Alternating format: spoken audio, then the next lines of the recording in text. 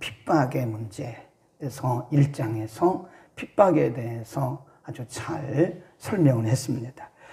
그리고 또 한 가지 문제가 재림과 관련된 문제입니다. 우리가 역사적으로 보면 예수님 당시도 그랬고 지금도 그렇고 앞으로도 그럴 것이고, 그래서 언제나 어느 시대나 보면 이 극단론주의자들이 있어요.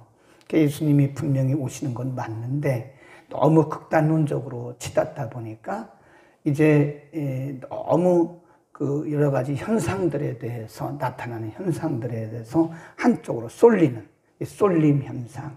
그래서 어제 우리가 배운 것은 누가 영으로나 말로나 편지로 말하여도 거기에 미혹되지 마라.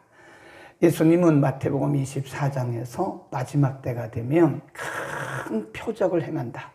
많은 거짓 선지자들이 내 이름으로 와서 내가 그리스도라고 말할 것이다. 그 예수님께서 또 말씀하시기를 그리스도가 여기 있다 저기 있다 해도 나가지도 말고 믿지도 마라. 마지막 시대를 살아가는 성도의 삶에 대해서 말씀했고요. 또 한 가지 데살로니가 교회 문제가 극단론주의자들이 있다 보니까 이 게으른 사람들이 생겨나요. 이 게으른 사람들. 이 게으르다는 말은 현실을 도피하려고 하는 비현실적. 우리의 신앙생활이라는 것은 어제도 말씀드린 것처럼 항상 객관성이 있어야 돼. 객관성. 이 객관성이 없으면요, 이 잘못하면 주관적으로 치닫다 보면 신앙이 건강하지가 않아요. 그 병든 신앙입니다. 너무 한쪽으로 집중되어지는 그런 현상. 또 한 가지는 이 객관성이 있어야 되고, 또 한 가지는 이 신앙이라고 하는 것은 이 말씀 중심이 돼. 그래서 언제나 그것은 상식적이어야 된다. 그래서 너무 기적 이런 거를 기대하면 신앙이 건강하지를 못해요. 그러니까 항상 상식적, 현실성, 객관성 이런 것들을 우리가 꼭 봐야 된다. 오늘 데살로니가후서 마지막 장인데요. 여러 가지 말씀을 합니다. 1절, 2절에 보면 정말로 이 말은 마지막으로 그 말입니다. 번역을 이렇게 해석을 해요. Finally. 마지막으로 형제들아, 너희는 우리를 위하여 기도하기를 주의 말씀이 너희 가운데서와 같이 다름질하여 영광스럽게 되고, 또한 우리를 무례하고 악한 사람들에게서 건지시옵소서 하라. 믿음은 모든 사람의 것이 아님이라.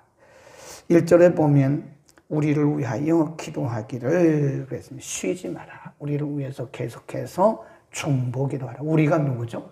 사도 바울을 포함한 그 당시 사역자들을 말합니다. 사역자들을 위해서 쉬지 말고 기도해달라.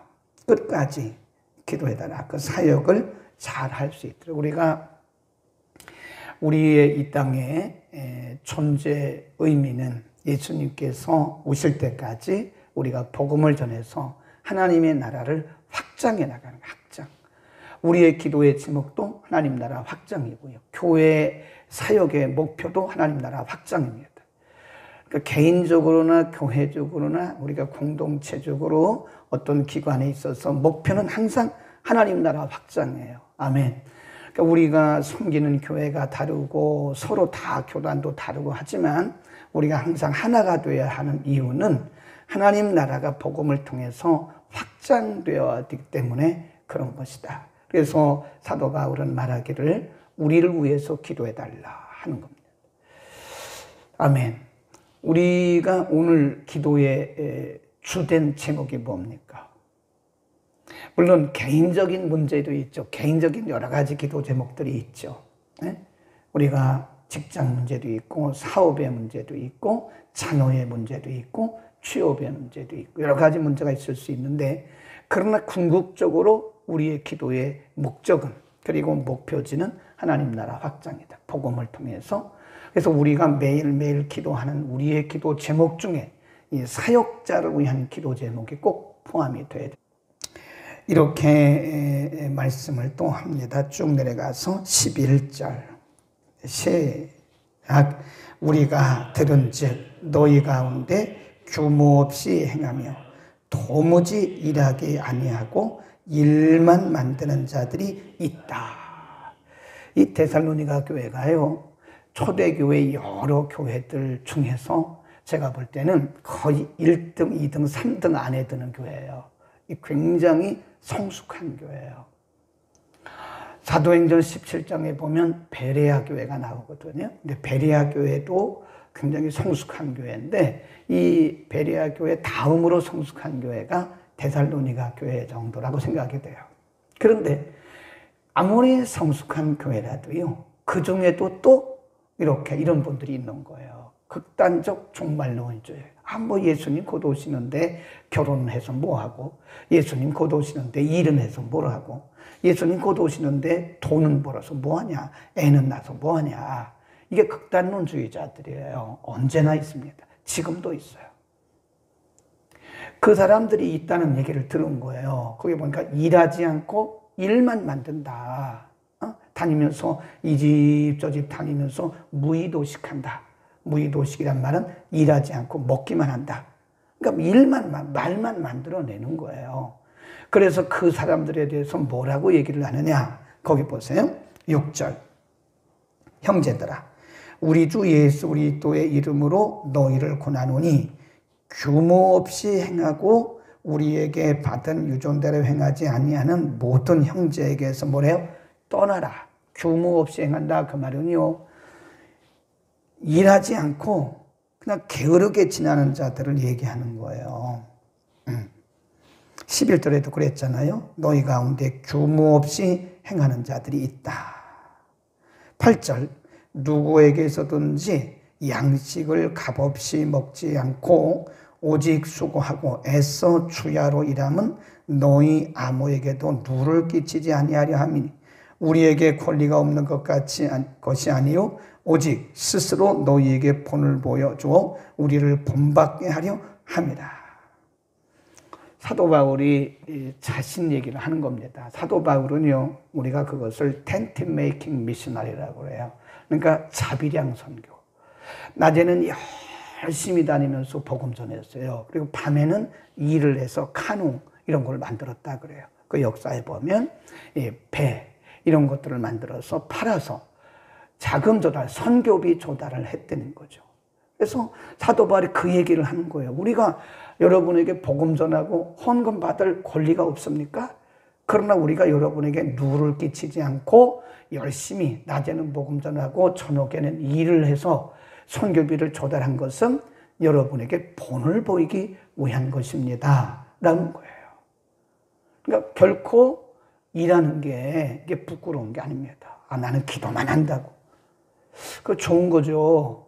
그런데 기도만 하는 것은 옳지 않아요. 어떻게 기도만 합니까? 가서 남은 시간에 가서 할 수 있으면 하라는 거예요. 네, 열심히 일하라는 거예요. 아르바이트 하는 것이 죄입니까? 왜 죄입니까? 노동은 신성한 거예요. 우리가 다른 사람에게 거짓말하고 사기치고 이런 건 하면 안 됩니다.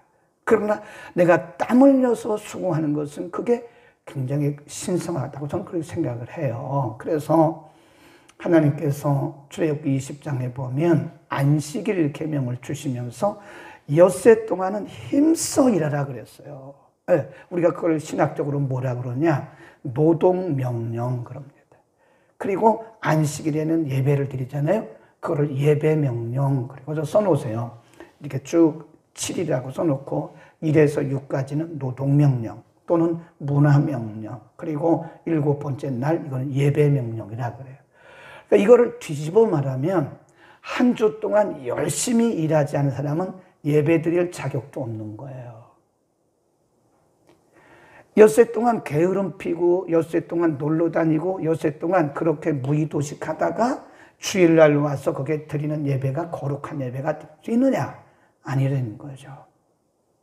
네. 그래서 사도 바울은 이렇게 말합니다. 10절 보세요. 우리가 너희와 함께 있을 때에도 너희에게 명하기를 누구든지 일하기 싫거든 먹지도 말게 하라. 명령이라니까요. 일하기 싫은 사람에게 밥 주지 마라. 그런 얘기예요. 일 필요해서 우리가 무리로 급식해 줘야 할 사람이 있긴 해요. 성도들 중에서도 일하지 않고 하는 사람들이 있더라고요. 일하지 않고 기도하는 것만 거룩하다는 사람들이 있는데 생각을 조금 바꾸시기 바랍니다. 일하세요. 할 수 있으면 해야 됩니다. 할 수 있으면 그 죄 짓는 게 아니에요. 노동은 신성한 거예요. 예, 아르바이트 할 수 있으면 하세요. 예, 건강하면 하세요. 그리고 시간이 되면 하세요. 얼마든지 하세요. 이렇게 보면 우리가 일 찾으면요 많습니다. 그거 찾아가지고 선교하면 되는 거예요. 어디 가서 손 벌리지 말고, 예, 어디 가서 손 벌리지 말고. 그러니까 아침에 오다 보면요 연세 드신 그 할아버지가 이렇게 니아가 끌고 다니면서 이렇게 박수 주는 분이 있어요. 그거 잘한다고 생각해요. 네, 자녀들에게 매번 손 벌리지 말고, 할 수 있으면 운동 삼아서라도 하라는 거예요. 박수라도 주고. 네. 어떤 분이 은퇴를 했어요. 남자분인데 뭘 할까요? 뭘 할까요? 뭐 많죠. 기도도 하고 시간 내서 기도하고 전도도 하고. 근데 어떻게 맨날 전도만 하고 기도만 합니까? 그러니까 할 수 있는 한 나가서 뭐라도 하라는 게, 가서 시간제를 아르바이트를 하든지 뭐라도 하라는 거예요. 예. 그래서 남에게 손 벌리지 말라는 거예요. 내가 할 수 있는 한 하고, 부족한 것에 대해서는 우리가 뭐 손 벌리게 되면 벌리는 거지만 할 수 있으면 우리가 하라. 그런 얘기입니다. 일하기 싫어한 자는 먹지도 마라. 땀 흘리고 수고하는 것은 신성한 것이다. 그런 얘기고요. 또 쭉 내려갑니다. 14절. 누가 이 편지에 한 우리말을 순종치 아니하거든 그 사람을 지목하여, 여기 보세요. 지목하여 사귀지 말라 그러잖아요. 네, 지목하여 사귀지 말라.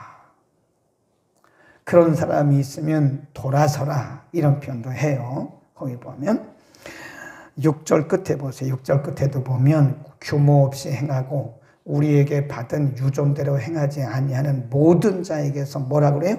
떠나라, 떠나라, 이렇게 말했고요. 14절 말씀에서는 누가 이 편지에 한 우리 말을 순종치 아니하거든 그 사람을 지목하여 사귀지 말고 저로 하여금 부끄럽게 하라. 그러나 원수같이 생각하지 말고 형제같이 군어라 그랬어요. 말씀에 불순종하는 자하고 친하지 말라. 사람은 누구와 친하는 자가 매우 중요합니다. 사람은 이게 유유상종이라고 옛날에 그런 말이 있잖아요. 사자성어 중에. 근데 그게 맞아요. 그 친구를 보면 그 사람을 알 수 있다고 그러잖아요. 우리가 그 사람을 어떻게 알아요? 그 주변에 누가 있는가를 보면 안 되는 거예요. 꼭 그런 건 아니지만 대개 사람들은 자기하고 비슷한 사람들끼리 어울리게 되어 있어요. 그래서 이 마지막 시대는요, 친구를 잘 사귀어야 됩니다. 이 주변의 사람들을 잘 둬야 돼요. 불순종하는 사람, 세속적인 사람, 불평하는 사람, 불만하는 사람, 비판하는 사람, 이런 사람들과 우리가 이제 친구를 하잖아요. 가까이 하잖아요. 그러면 제가 볼 때는 그래. 제가 볼 때는 그 영이 같이 흘러가요. 그런데 기도하는 사람, 경건한 사람, 말씀 중심적인 사람, 교회 중심적인 사람, 또 긍정적인 사람, 이런 사람과 같이 하잖아요. 그러면 그게 또 같이 이렇게 흘러가요. 이게 틀림없어요. 틀림없어. 네. 그 사자성어가 그게 말이 맞아요. 유유상종이란 말이 영적인 세계도 해당이 됩니다. 네. 그러니까 누구하고 이 마지막 시대는 누구하고 가깝게 지내느냐가 매우 중요해요. 제가 옛날에 선생님한테 들은 얘기가 있어요. 어렸을 때, 중학교 때인가 선생님이 서울에서, 우리는 시골이니까 대부분 다 공주에서 와요. 공주 사대 나오신 분, 이런 분들이 대부분 다 옵니다. 그러니까 우리 다 시골 사람이죠. 공주도 시골이잖아요. 그런데 서울에서 선생님 한 분이 오셨어요. 저는 그분에게서 두 가지를 배웠어요. 영어 선생님이었는데, 영어를 잘하려면 국어책처럼 읽어라. 그래서 제가 오늘날 영어를 조금 할 수 있는 것은 그 선생님의 영향을 받은 거예요. 그 아침마다 국어책 읽듯이 영어책을 읽었어요. 큰 소리로 읽어라. 동네가 떠나가듯이 매일 아침마다 영어책을 국어책 읽듯 계속 읽어요. 계속. 처음부터 끝까지. 배운 데부터 배워. 어느 순간에 영어책 한 권이 싹 외워지더라고요. 오늘 제가 조금 영어를 하는 것은 그때 선생님의 영향을 받은 거고요. 그 선생님이 또 한 가지 얘기한 게 있어요. 그래서 서울 사람이 다르구나 하는 생각을 했는데 이분이 뭐라면 친구를 잘 사귀어라. 공부 잘하는 친구는 돈을 주고서라도 가까이 해라 그러더라고요. 네, 공부 잘하는 친구. 그래서 물론 저도 뭐 탑 클래스에 속했는데 그래서 1등짜리가 뭐 1, 2등, 3등 이렇게 서로 다투었으니까 그래서 항상 그 친구들과 같이 지냈어요. 가만히 보니까 공부 잘하는 아이들은요 잘하는 이유가 있더라고요. 그걸 배운 거예요. 아, 저 친구는 저렇게 공부를 하는구나. 그러니까 배울 점이 있는 거예요. 그러다 보니까 같이 닮아가더라. 그러니까 믿음 생활도 마찬가지예요. 믿음 생활도 순종적인 사람, 간증이 있는 사람, 교회 중심적인 사람, 하나님 중심적인 사람, 영적인 사람, 경건한 사람, 영성이 있는 사람, 이런 사람을 보세요. 이렇게 보시고 가까이 하라는 거예요. 가까이. 그분들과 가까이 하라는 거예요. 아이, 구역이 다른데요. 아이, 구역이 뭐 남한, 북한입니까? 네. 뭐 남북이에요? 구역이? 어느 구역이면 멀었대요. 가까이 하라는 거예요. 그러다 보면 우리도 같이 배우게 되고, 기도하는 거를 배우게 되고, 예배 드리는 거를 배우게 되고, 배우게 되는 거예요. 아멘. 그 말씀입니다. 그러나 반대로 말씀을 의도적으로 불순종하고 비판하고 비난하고 불순종하고 불평하고 불만을 토로하고 이런 사람과 같이 하면 여러분의 영혼이 망가져요. 틀림없이 그 영이 흘러들어가요. 그래서 우리 영혼이 망가지기 시작하는 거예요. 조심해야 돼요. 이단에 빠진 사람, 이단의 영이 흘러갑니다. 입만 열면 불평하는 사람이 있어요. 좋은 얘기를 한 번도 안 해. 다 나쁜 얘기만 얘기해요. 가까이 하면 안 돼요. 그 영이 흘러들어갑니다. 우리는 웬만하면 사람들에게 이렇게 좀 본을 보여서 우리가 아름다운 공동체를 이루고 하나님의 나라를 확장, 그게 하나님 나라를 확장해가는 거예요. 둘이 모이고 셋이 모이고 다섯이 모이고 이러다가 이것이 하나님의 나라가 확장되어 가는 거예요. 여러분이 직장에 가도 직장에서 그런 영향력을, 선한 영향력을 미치라는 거예요. 우리에게 여러 가지 말씀들을 주셨습니다. 하나님, 특별히 우리가 중보기도의 사명이 있는 것을 알게 하시고 언제나 우리가 직접 현장에 가지는 못할지라도 사역자들을 위해서 혹은 복음을 위해서 일하는 자들을 위해서 기도할 수 있는 마음도 주옵소서. 하나님, 우리가 아름다운 공동체를 이루기 위해서 우리 각자가 선한 영향력을 끼칠 수 있도록 은혜를 베풀어 주옵소서. 예수 그리스도의 이름으로 기도드립니다. 아멘.